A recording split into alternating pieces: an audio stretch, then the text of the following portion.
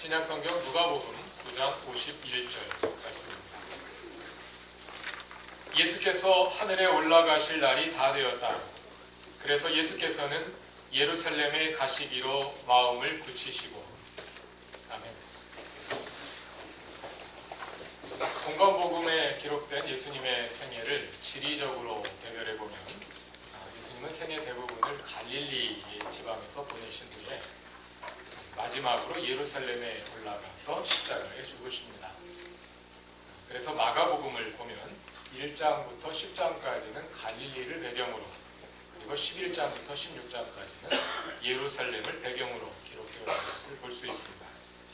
마태복음도 마가복음의 지리적인 구조를 그대로 따릅니다. 그런데 우리가 읽고 있는 누가복음은 다른 두 공관복음서와 달리 갈릴리 사역과 예루살렘 순환 이야기 사이에 예수께서 제자들과 함께 갈릴리로부터 예루살렘으로 올라가는 긴 여행 과정을 기록해 놓았습니다. 예수 생애 대부분은 갈릴리에서 보내셨고 후반부는 예루살렘에서 보내셨으니까 갈릴리에서 예루살렘으로 올라가는 여행이 분명히 있긴 있었겠죠. 마가복음과 마태복음은 여기에 크게 주의를 기울이지 않는데 누가복음은 이 부분을 크게 자리 잡아서 갈릴리로부터 예루살렘으로 올라가는 그 여행 과정을 길게 기록해 놓았습니다. 그래서 성서학자들은 이 부분을 여행설화라고 부릅니다. 구체적으로는 9장 51절부터 19장 48절까지가 이 여행설화에 속합니다. 이러한 구도를 염두에 두고 볼 때 누가복음 9장은 예수의 갈릴리 활동을 마무리하고 예루살렘을 향한 여행을 준비하는 연결부의 역할을 하고 있습니다. 오늘은 이러한 관점에서 9장을 전체적으로 살펴보면서 9장 51절 한 절만 읽었습니다만 다 읽기는 너무 길어서 한 절만 읽는 겁니다. 9장을 전체적으로 살펴보면서 그 여행이 가지고 있는 성격을 이해해보고 또 그러한 과정을 통해 주시는 하나님의 말씀을 듣고자 합니다.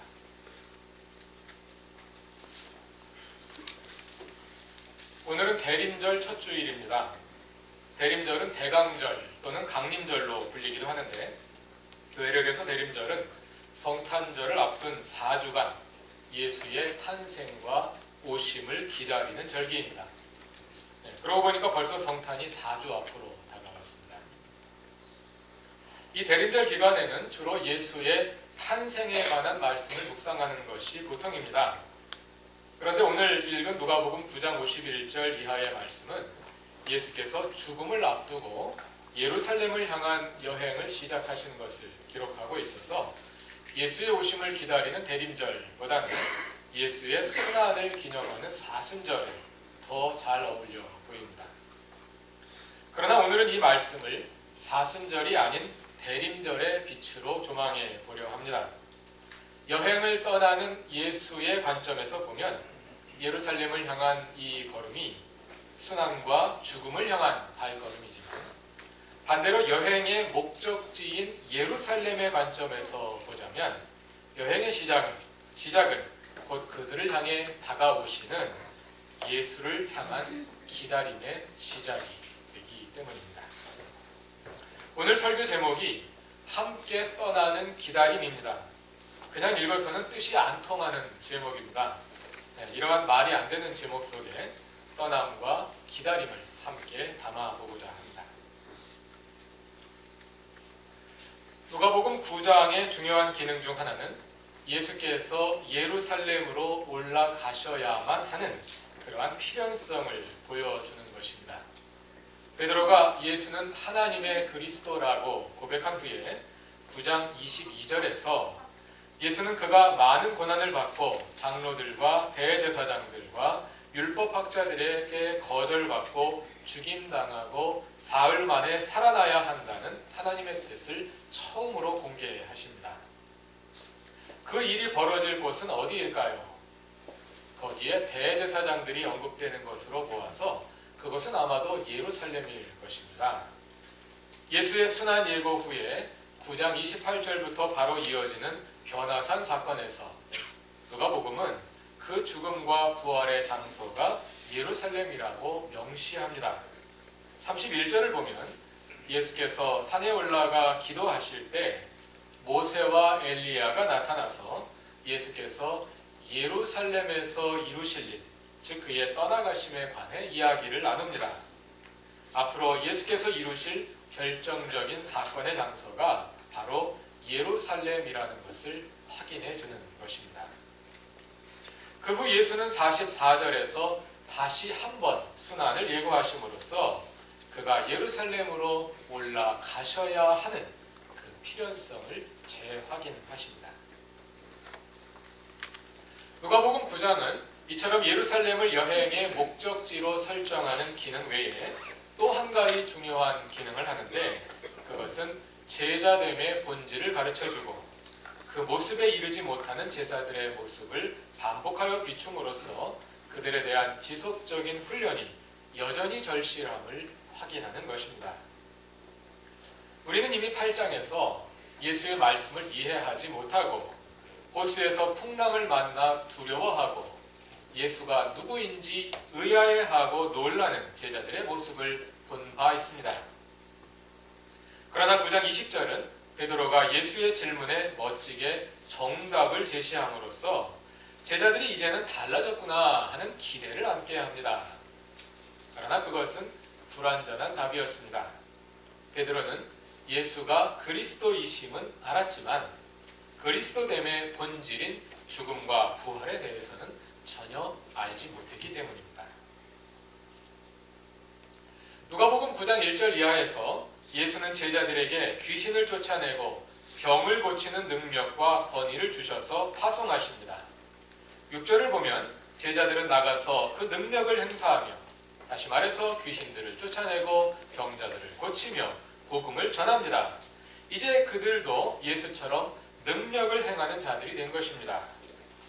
그런데 9장 37절 이하로 가면 우리는 이해하기 힘든 한 장면을 접하게 됩니다. 예수께서 변화산에 갔다가 내려오셨는데 한 사람이 예수께 간청을 합니다. 귀신 들린 외아들을 고쳐달라는 것입니다. 고쳐달라고 제자들에게 갔는데 제자들이 못 고치더라는 것입니다. 아니, 제자들은 예수의 파송을 받고 나가서 성공적으로 능력을 행사해본 경험이 있는 사람들 아닙니까? 그런데 왜 그때는 잘하던 일을 지금은 못합니까? 49절 이하를 보면 제자들이 못하는 그 일을 오히려 다른 사람들이 합니다. 49절과 50절을 다 같이 읽어보겠습니다. 요한이 대답하였다. 선생님, 어떤 사람이 선생님의 이름으로 귀신을 내쫓는 것을 우리가 보았습니다. 그런데 그 사람은 우리를 따르는 사람이 아니므로 우리는 그가 그런 일을 하지 못하게 막았습니다. 12제자가 하지 못하는 일을 다른 사람이 하고 있습니다. 그럼 우리보다 나은 사람이 있구나 생각하고 반성할 일이지, 그 사람이 우리 일행이 아니라고 하지 못하게 막았다는 것입니다. 예수는 그 사람을 막지 말라고 말씀하십니다. 10장 1절에 가서 보면 주님께서 12제자 외에 다른 72사람을 세우셔서 파송하셨다고 나옵니다. 예수와 함께 다니던 12 외에도 다른 제자들이 많이 있었던 것입니다. 아마 그 사람들 가운데 하나가 아니었을까 생각됩니다. 이처럼 제자들은 예수께서 주신 능력을 전에 행사해본 경험이 있음에도 불구하고 이제는 행사하지 못할 뿐 아니라 그 능력을 행사하는 사람조차 못하게 막습니다. 그런데 제자들은 능력만 없는 것이 아니라 예수의 십자가도 이해하지 못합니다. 44절을 보면 예수께서 다음과 같이 자신의 순환을 다시 예고하십니다. 너희는 이 말을 귀담아 들어라. 인자는 사람들의 손으로 넘어갈 것이다. 이어지는 45절을 보면 제자들은 이 말씀을 깨닫지 못할 뿐 아니라 그 말씀에 대하여 묻기조차 두려워합니다. 그들이 예수의 순환을 이해하지 못하는 이유는 머리가 나빠서라기보다는 예수의 말씀이 그들의 고정관념과 관념과 상식적인 삶의 방식과는 너무나도 다른 것이었기 때문입니다. 예수의 말씀과 그들의 현실 사이에 존재하는 그 큰 괴리를 바로 이어지는 46절 이하에서 확인할 수 있습니다. 46절부터 48절까지 말씀을 다 같이 읽어보겠습니다. 제자들 사이에서는 자기들 가운데서 누가 가장 큰 사람이냐 하는 문제로 다툼이 일어났다. 예수께서 그들 마음속의 생각을 아시고 어린이 하나를 데려다가 곁에 세우시고 그들에게 말씀하셨다. 누구든지 내 이름으로 이 어린이를 영접하면 나를 영접하는 것이요 누구든지 나를 영접하면 나를 보내신 분을 영접하는 것이다. 너희 가운데 가장 작은 사람이 가장 큰 사람이다. 예수께서 바로 조금 전에 자신의 고난에 관해 예고하셨습니다. 그 고난은 예수께서 재정의하신 그리스도됨의 본질입니다. 유대인들이 기다려오던 그리스도는 권력으로 정복하고 지배하는 존재이지만 예수는 정복하기보다 그 자신이 십자가에 죽임당하고 다른 사람을 지배하기보다 오히려 남을 섬기는 그리스도입니다. 그러나 제자들은 그리스도의 순한 예고를 듣자마자 서로 자기가 더 크다고 싸우고 있는 것입니다. 짜증나시죠? 한편으로는 도무지 이해하지 못하는 제자들 때문에 짜증이 나실 것이고 다른 한편은 그런 짜증나는 제자들 얘기를 몇 주 전에도 설교에서 했는데 오늘 또 하기 때문에 짜증날 것입니다. 사실은 저도 짜증납니다.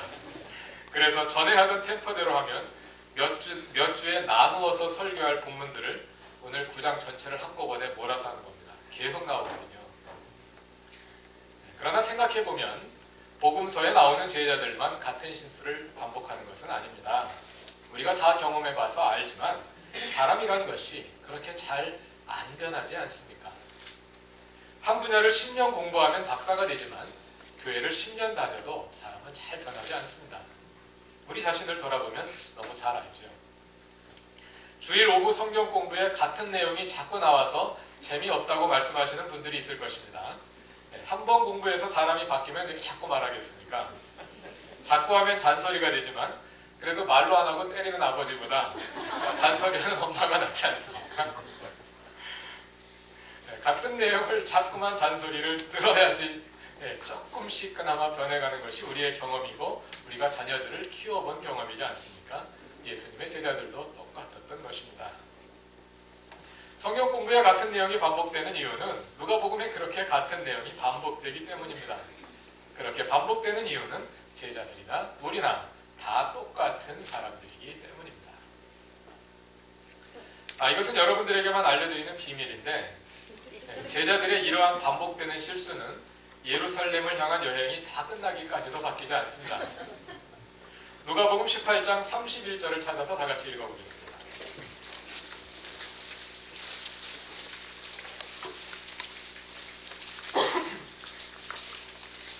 누가복음 18장 31절은 예수님의 세 번째 순환 예고입니다. 18장 31절부터 34절까지 말씀을 다 같이 읽겠습니다. 예수께서 12 제자를 곁에 불러놓으시고 그들에게 말씀하셨다. 보아라, 우리는 예루살렘으로 올라가고 있다. 인자를 두고 예언자들이 기록한 모든 일이 이루어질 것이다. 인자가 이방 사람들에게 넘어가고 조롱을 받고 모욕을 당하고 침뱉음을 당할 것이다.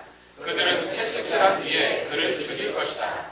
그러나 그는 사흘째 되는 날에 살아날 것이다. 그런데 제자들은 이 말씀을 조금도 깨닫지 못하였다. 이 말씀을 그들에게 그 뜻이 감추어져 있어서 그들은 말씀하신 것을 알지 못하였다.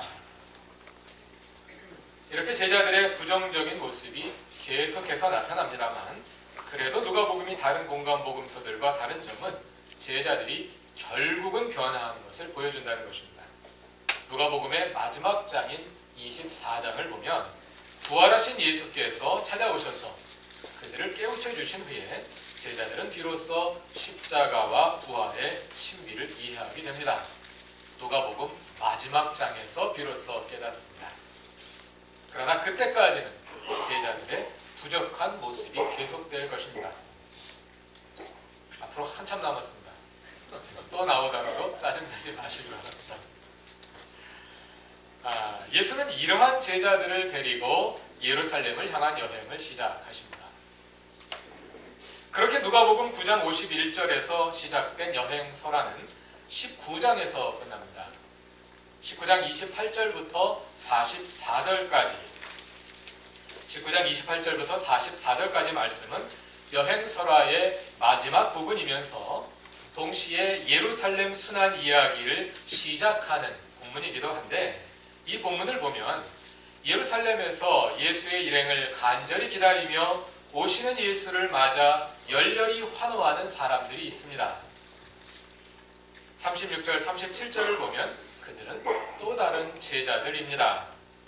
예수께서 올리브산 내리막길에 이르셨을 때 제자들의 온 무리가 기뻐하며 자신들의 겉옷을 길에 펴고 복되시도다 주의 이름으로 오시는 왕이여 하며 환호합니다. 복되시도다 주의 이름으로 오시는 왕이여. 앞에서 확인했듯이 제자들은 아직 그리스도가 누구인지 정확히 이해하지 못하고 있습니다. 따라서 나귀를 타신 예수를 환영하는 그들의 환호 역시 십자가를 지실 주님보다는 유대인들이 기다려오던 권력자요 지배자로서의 그리스도에 대한 환호였을 것입니다. 그런데 예루살렘에는 제자들 외에도 긴장 속에서 예수를 기다리는 또 다른 그룹의 사람들이 있습니다. 그들은 예루살렘의 지도자들, 즉 대제사장과 장로들과 율법학자들입니다. 예수를 거절하고 죽음으로 몰고 갈 바로 그 사람들입니다. 그들의 기다림은 구원자 그리스도가 오시길 갈망하는 반가운 기다림이라기보다는 적군의 공격에 대비하여 싸울 채비를 하고 기다리는 것과 같은 적대적인 기다림이었습니다. 정확히 말하자면 예루살렘의 지도자들은 예수가 오시길 기다리지 않았습니다. 왜냐하면 예수는 하나님의 나라를 가져오시는 분이시기 때문입니다. 하나님의 나라, 하나님의 다스리심이 도래한다는 것은 이 땅의 통치자가 바뀐다는 뜻이고, 통치자가 바뀐다는 것은 그 권력에 기대어 살아가는 사람들에게는 아주 당혹스러운 일입니다. 예루살렘의 지도자들은 권력에 기대어 살아가는 사람들이기 때문에 예수의 오심이 그들에게는 결코 반가운 일이 아니었던 것입니다. 대림절은 예수께서 탄생하신 성탄절을 준비하며 다시 오실 주님을 기다리는 절기입니다. 다시 오실 주님이 여러분에게는 어떤 의미가 있습니까? 여러분은 정말 예수가 다시 오시길 기다리십니까? 예수는 하나님의 나라를 가져오시는 분입니다. 예수가 오시면 우리의 모든 삶의 질서가 뒤바뀌게 될 것입니다. 지금까지 유지되어 오던 이 땅의 모든 질서는 끝을 맞이하고 예수와 함께 새로운 세상이 시작될 것입니다. 우리가 지금까지 열심히 노력하여 쌓아놓은 부와 명예와 지위와 권력은 모두 무효가 되고 전혀 다른 새로운 하나님의 질서가 시작될 것입니다. 요즘 사용하는 컴퓨터 용어를 사용하자면 모든 것이 처음으로 돌아가는 초기화가 일어나는 것입니다.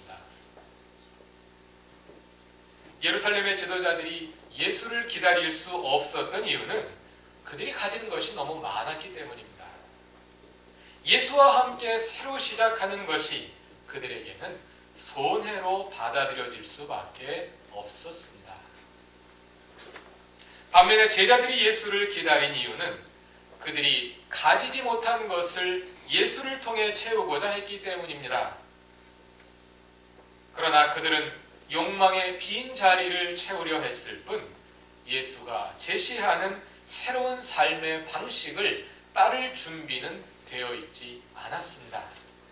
그래서 제자들은 십자가 앞에서 모두 좌절할 수밖에 없었던 것입니다. 우리는 어떻습니까? 우리에게는 지도자들과 제자들이 가진 양면이 다 있습니다. 한편으로 우리에게는 버리기 아까운 것들이 있습니다. 그것들로 인해 우리는 예수를 환영하지 못합니다. 예수가 오시면 그것들을 포기해야 하기 때문입니다. 그러나 예수에게 더 좋은 것이 있습니다. 눈을 떠서 진정한 가치가 무엇인지 발견합시다. 다른 한편으로 우리에게는 채워지지 않은 욕망의 빈자리들이 있습니다. 우리는 예수를 통해 그것을 채우길 원합니다. 그러나 채우길 원할 뿐 예수의 삶의 방식으로 우리의 삶을 변화시키려 하지는 않습니다. 예수에게 더 좋은 것이 있습니다. 예수를 따라가는 삶으로 우리의 삶의 방식을 변화시킵시다. 대림절을 맞이하며 한편으로는 다시 오실 예수님을 기다리며 다른 한편으로는 예루살렘을 향해 가시는 예수님과 함께 여행 떠날 채비를 합시다. 그 길에서 우리는 예수를 바로 알고 그를 따라 살아가는 진정한 예수의 제자들로 준비될 것입니다. 누가복음의 여행 설화와 함께 가는 이 대림절이 그러한 성숙의 기간이 될 수 있기를 바랍니다. 다 같이 기도드리겠습니다. 하나님, 대림절을 시작하며 우리의 삶에 찾아오실 주님 맞을 준비를 합니다. 하늘의 소망을 두고 이 땅에 가진 모든 것을 상대화할 수 있는 믿음의 눈을 주옵소서. 이 땅에 발을 딛고 살지만 하늘의 시민권을 둔 사람답게 하나님의 다스리심을 우리의 삶에 실현해 가게 하옵소서. 주님 앞에 다시 서는 그날 부끄럽지 않게 하옵소서. 예수님의 이름으로 기도드립니다. 아멘.